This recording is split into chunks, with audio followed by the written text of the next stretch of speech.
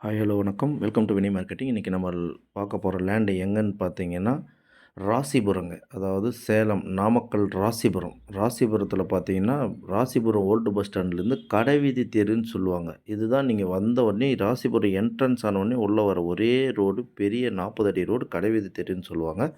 அந்த ரோட்ல கல்யாண் ஜுவல்லர்ஸுங்க. கல்யாண் ஜுவல்லர்ஸை ஒட்டி சந்து பார்த்தீங்கன்னா 10 அடி ரோடு தாங்க. அது புதுசா போட்டிருக்கிற ஒரு 10 அடி ரோடு தான். கல்யாண் ஜுவல்லர்ஸ்க்கு அடுத்த பில்டிங்கேங்க.